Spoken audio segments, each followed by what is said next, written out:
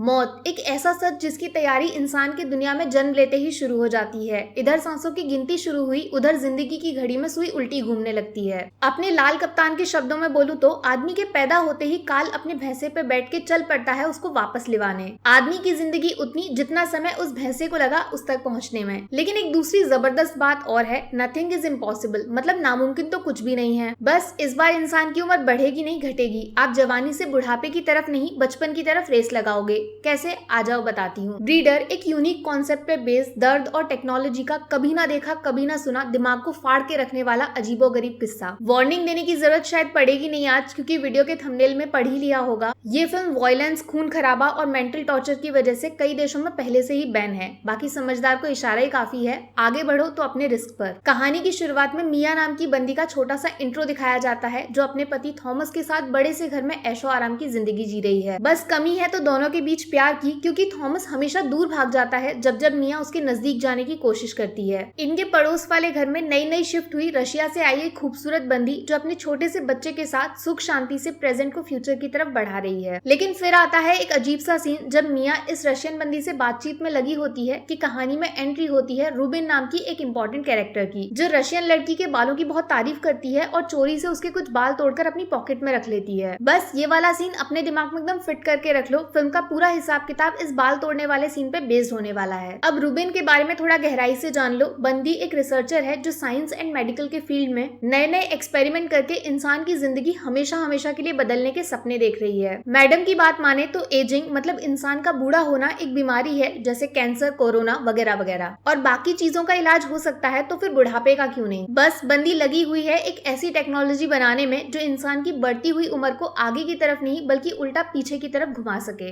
In short, Rubin हर इंसान को जवान बनाने की दवा ढूंढ रही है। अब एक्सपेरिमेंट करने हैं तो सैंपल के लिए कुछ जानवर वगैरह तो ढूंढने पड़ेंगे ना, जिन पे दवा का ट्रायल करके रिजल्ट चेक किए जा सके। ना जी ना, अपनी रूबिन इस सब में विश्वास नहीं रखती। वो तो सीधा इंसानों पे अपनी टेक्नोलॉजी का इस्तेमाल करना चाहती है, जिसके लिए मिया की पड़ोसी इस रशियन बंदी को किडनैप करने का प्लान बनाया जाता है। एक सुनसान रात के अंधेरे में इस लड़की के बगल से एक अनजान आदमी गुजरता है और ठीक उसके अगले मोमेंट लड़की सड़क पे बेहोश, जिसके बाद इसकी बॉडी जाती है एक गाड़ी में जो कई सारी अजीबोगरीब मशीन से भरी पड़ी है। लेकिन हद तो तब पार हो जाती है जब कार के अंदर मास्क लगाए हुए एक खतरनाक इंसान आग जला के इस लड़की के हाथ पे कुछ निशान टाइप बना देता है, जैसे मानो पहचान के लिए ठप्पा मार दिया हो। लेकिन लड़की हार मानने वालों में से बिल्कुल नहीं है। आगे रास्ता बंद देखकर जैसे ही गाड़ी घूमती है, लड़की सीधा बाहर कूदकर अपनी जान बचाने को रेस लगा देती है और पहुंच जाती है मिया के दरवाजे पे। मिया अपनी पड़ोसन को इस हालत में देखकर घबरा जाती है और उसको तुरंत हॉस्पिटल ले जाने की तैयारी करने लगती है। लेकिन तब उसका पति थॉमस आगे बढ़कर उसको रोक देता है और खुद पड़ोसी को हॉस्पिटल ले जाने की बात करता है। इसके अगले सीन में थॉमस की गाड़ी एक सुनसान फैक्ट्री के बाहर जाकर रुक जाती है। पीछे बैठी रशियन लड़की समझ जाती है कि ये हॉस्पिटल तो बिल्कुल नहीं है। ठीक उसी मोमेंट पे वही आदमी जिसने इसको पहले किडनैप किया था थॉमस के बगल में प्रकट हो जाता है और एक बार फिर से लड़की को पकड़कर फैक्ट्री के अंदर घसीटता हुआ ले जाता है। यहाँ पे फिल्म के पहले ट्विस्ट से पर्दा उठता है कि थॉमस शक्ल से जितना शरीफ और भोला दिखता है, हकीकत में वो खुद रूबिन के एक्सपेरिमेंट में शामिल है। दरअसल रूबिन जो भी मेडिकल रिसर्च और एक्सपेरिमेंट करती है उसका खर्चा थॉमस ही उठाता है। समझ लो थॉमस रूबिन के दिमाग वाले आइडियाज का बैंक है, जितने पैसे चाहिए ले जाओ। लेकिन थॉमस रूबिन के काम करने के तरीके से बिल्कुल भी खुश नहीं है। जबरदस्ती लड़कियों को किडनैप करना आगे उनकी मुसीबत बढ़ा सकता है। इस बात को लेकर रूबिन और उसके बीच में आर्ग्यूमेंट हो जाता है। इधर थॉमस जब काफी देर तक घर वापस नहीं लौटता तो मिया उसके कमरे में घुसकर उसके कंप्यूटर में कुछ जांच पड़ताल करने लगती है। सबसे पहले उसको दिखाई देता है एक मेल जिसके अंदर किसी लड़की का फोटो मौजूद है, जिसके हाथ पे ठीक वैसा ही निशान है जो रशियन लड़की के हाथ पे था। इस लड़की के शरीर पे 14K लिखा हुआ है। दूसरी बात, कंप्यूटर से थॉमस की लोकेशन पता चलती है जो किसी भी हॉस्पिटल वाले एरिया से काफी दूर है। लेकिन तभी मिया के फोन पे थॉमस मैसेज करके झूठ बोलता है कि उसने पड़ोस वाली लड़की को हॉस्पिटल छोड़ दिया है। बस यहाँ पे मिया को शक हो जाता है और वो खुद थॉमस की लोकेशन पे इन्वेस्टिगेट करने निकल पड़ती है और गाड़ी पहुंच जाती है उसी फैक्ट्री के बाहर जहाँ रूबिन इंसानों के ऊपर अजीबोगरीब एक्सपेरिमेंट करती है। रूबिन अपने कमरे में बैठकर कैमरा की हेल्प से सब कुछ देख लेती है, लेकिन जानबूझकर मिया को फैक्ट्री के अंदर घुसने देती है और बाद में खुद अपने 2 आदमियों को भेजकर उसको एक रूम में बंद करवा देती है। यहाँ पे फिल्म में पहली बार रूबिन की सीक्रेट लैब के अंदर का सच बाहर आता है, जो बाहर से देखने में किसी उजाड़ खंडर फैक्ट्री जैसा दिखता है, लेकिन अंदर काफी सारी मॉडर्न टेक्नोलॉजी, मशीन्स और टॉर्चर करने वाले सामान मौजूद हैं। और लैब का डिजाइन ऐसा है कि एक बार अंदर घुस चुका इंसान बिना रूबिन की परमिशन के कभी बाहर नहीं निकल सकता। इस लैब में काम करते हैं 2 पागल सन की राक्षस, जिनकी सिर्फ शक्ल इंसान जैसी है लेकिन हरकतें जानवरों से भी बदतर। और तो और रूबिन ने इनको नाम नाम भी जानवर के दिए हैं, एक डॉग तो दूसरा पिग।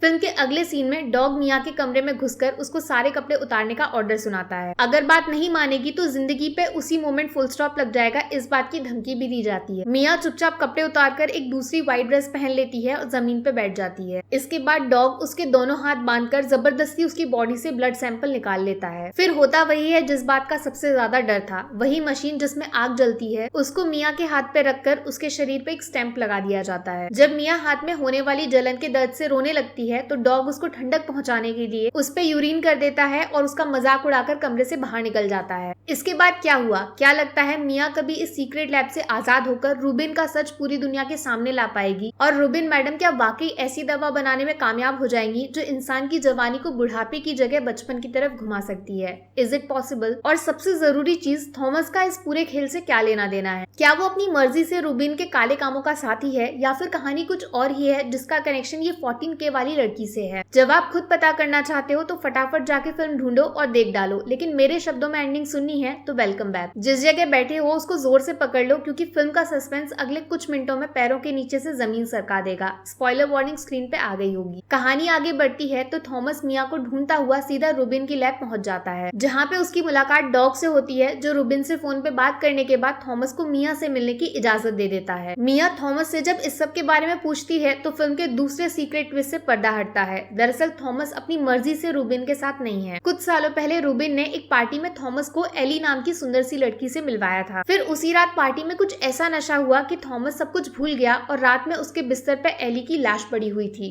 रूबिन ने थॉमस को उस टाइम बचा लिया था और एली के मर्डर को हमेशा हमेशा के लिए दुनिया से छुपाकर थॉमस को अपना पार्टनर बनने पे मजबूर कर दिया। लेकिन थॉमस मिया को साफ शब्दों में बोलता है कि वो खुद एक दिन उसको इस कमरे से जरूर बाहर निकालेगा, लेकिन मिया कुछ भी उल्टा सीधा करने की कोशिश ना करे क्योंकि रूबिन और उसके आदमी किसी भी हद तक गिर सकते हैं और उसकी जान लेने में एक सेकंड भी नहीं सोचेंगे। उसी रात मिया को अपने कमरे के बगल से कुछ अजीबोगरीब आवाजें सुनाई देती हैं, जैसे मानो उसके अलावा कोई और भी है जो इस लैब में कैद है। बस अगले ही मोमेंट उसके कमरे के दरवाजे को कोई जोर जोर से पीटने लगता है। अंदर से देखने पर पता चलता है कि वो रशियन नेबर है जो अपने कमरे से भागकर मिया से मदद मांगने आई है, लेकिन मिया कुछ कर पाती उससे पहले ही डॉग और पिग मिलकर उसके सर पर किसी नुकीली चीज से हमला कर देते हैं जिसमें उसकी जान चली जाती है। इधर थॉमस रूबिन से मिलकर इंसान की उम्र घटाने वाली दवा के रिजल्ट के बारे में पूछता है तो रूबिन मिशन को ऑलमोस्ट कंप्लीट करने का दावा करती है। तब थॉमस उससे पूछता है कि दूसरों को जवान करने की दवा देने से पहले रूबिन खुद अमर क्यों नहीं बन जाती। जवाब थोड़ा टेढ़ा है क्योंकि आज तक रूबिन को अपने डीएनए सैंपल से मैच करने वाले किसी दूसरे इंसान का सैंपल मिला ही नहीं, जिसकी वजह से वो फ्यूचर में और भी लड़कियों को किडनैप करने का प्लान बना रही है जब तक उसको अपना मैच न मिल जाए। ये सब सुनकर थॉमस रूबिन को एडवाइस देता है कि उन लोगों को मिया को रास्ते से हटा देना चाहिए क्योंकि वो रूबिन के काले कामों के बारे में सब कुछ जान चुकी है, लेकिन उसकी सजा देने का काम वो खुद अपने हाथों से करेगा। बस यहाँ फिल्म पलटती है जब थॉमस रूबिन और उसके बंदों को धोखा देकर मिया के हाथ में बंधी रस्सी को काटकर लैब से बाहर भागने की कोशिश करता है, जिसमें वो खुद थोड़ी देर बाद पकड़ा जाता है, लेकिन मिया वहाँ से भागकर बाहर कार में छुप जाती है। इधर डॉग ने जो पिछली रात मिया का जबरदस्ती ब्लड सैंपल लिया था वो रूबिन के सैंपल से हूबहू मैच कर जाता है। बस ये सुनते ही रूबिन किसी भी कीमत पे मिया को ढूंढने का ऑर्डर देती है और कुछ देर बाद डॉग और पिग उसको पकड़कर वापस लैब ले आते हैं। बस यहाँ से फिल्म धीरे धीरे एंडिंग की तरफ बढ़ने लगती है जब रूबिन के असली कारनामों से पर्दा हटना शुरू होता है। दरअसल रूबिन मिया को पकड़कर जबरदस्ती एक बड़े से इंजेक्शन की मदद से उसकी बॉडी में स्पर्म्स डाल के उसको प्रेग्नेंट करना चाहती है। ये करने के बाद मिया को नीचे एक सीक्रेट बेसमेंट में भेजा जाता है। यहाँ उसकी मुलाकात होती है उसके अलावा बंद 100 से ज्यादा मासूम लड़कियों से जो छोटी छोटी जेल के अंदर बंद हैं। इन सब लड़कियों में दो चीज कॉमन है। पहली ये कि सभी लड़कियां मार पिटाई का शिकार हो चुकी हैं, ऐसा टॉर्चर जो इंसान का शरीर नहीं झेल सकता, और दूसरी बात ये कि सारी लड़कियां प्रेग्नेंट हैं। दरअसल रूबिन का सीक्रेट प्लान यही है कि वो खूब सारी लड़कियों को किडनैप करके उनको मेडिकली प्रेग्नेंट कर दे और फिर उनसे पैदा होने वाले बच्चों का ब्लड निकालकर उनके डीएनए में से कुछ खास चीजें चुनकर बुढ़े लोगों की बॉडी में घुसा दे, जिससे उनका शरीर टाइम में आगे की जगह पीछे ग्रो करने लगे। लेकिन अगले सीन में फिल्म का सबसे बड़ा ट्विस्ट सामने आता है जब बेसमेंट में मिया की मुलाकात एली से होती है। जी हाँ, 14K वाली वही लड़की जिसको मरा समझ के थॉमस आज तक रूबिन के डर से उसको पैसे दे रहा है। वो मिया को खुद बताती है कि उस दिन उसने सिर्फ मरने की एक्टिंग की थी, जिसके बदले में रूबिन ने उसको खूब सारे पैसों का लालच दिया था और बाद में इस जेल में बंद कर दिया। लड़कियों को आपस में बात करता देखकर नीचे घूम रहा डॉग उन पे चिल्लाने आता है। जेल में बंद एक लड़की जो दांत में दर्द से चिल्ला रही थी, उसके मुंह में मशीन डालकर जबरदस्ती ताकत से उसका दांत तोड़ देता है। जब वो इस दर्द से और ज्यादा चिल्लाती है तो हाथ में मौजूद स्टेपल मशीन से उसके होठों को सील करके आगे बढ़ने लगता है। जब एली इस वायलेंस के खिलाफ आवाज उठाती है तो डॉग उसके दोनों हाथों को बांधकर उसको बेल्ट से पीटना शुरू कर देता है, जिससे उसके पेट में मौजूद बच्चा कुछ हरकतें करता है। बस ठीक उसी वक्त रूबिन बेसमेंट में आती है और एली को बच्चे की डिलीवरी करने में मदद करती है, और जैसे ही बच्चा बाहर आता है उसको लेकर 9-2-11 हो जाती है। उसी रात जब डॉग लड़कियों को खाना देने वापस बेसमेंट में लौटता है तो मियाँ जानबूझकर उसको दी गई बाल्टी से हटकर जेल की जमीन पे यूरिन कर देती है, जिससे गुस्सा होकर डॉग उसको पीटने के लिए आगे बढ़ता है कि ठीक तभी मियाँ बड़ी चालाकी से उसके हाथों से चाबी खींच लेती है और बाकी लड़कियों की तरफ उछाल देती है। थोड़ी देर बाद सारी लड़कियां जेल से बाहर निकलकर डॉग को पीटना शुरू कर देती हैं। इधर अपने बच्चे को ढूंढने के लिए एली और कुछ लड़कियां रूबिन का पीछा करते हुए लैब में ऊपर भागती हैं, जहां उनको सामने एक बड़ा सा कंटेनर दिखाई देता है जिससे जबरदस्त बदबू आ रही है। जब मियाँ आगे बढ़कर उसको खोलने की हिम्मत करती है तो उसमें हजारों मरे हुए बच्चों की सड़ी हुई लाशें दिखाई पड़ती हैं। मतलब आगे चलकर एली के बच्चे का भी यही हाल होगा। इधर डॉग लड़कियों का पीछा करते हुए ऊपर भागता है, जहाँ रास्ते में उसकी लड़ाई थॉमस से हो जाती है। डॉग ऑलमोस्ट थॉमस का चेहरा काटकर उसको जान से मारने वाला होता है कि तभी मियाँ उसको बचा लेती है। पीछे के रास्ते लैब से भागने की कोशिश कर रही रूबिन को भी लड़कियां गोला बना के घेर लेती हैं। किस्मत का खेल देखिए जनाब, वो पागल सन की जो भगवान बन के लोगों को जिंदगी देने की बड़ी बड़ी बातें कर रही थी,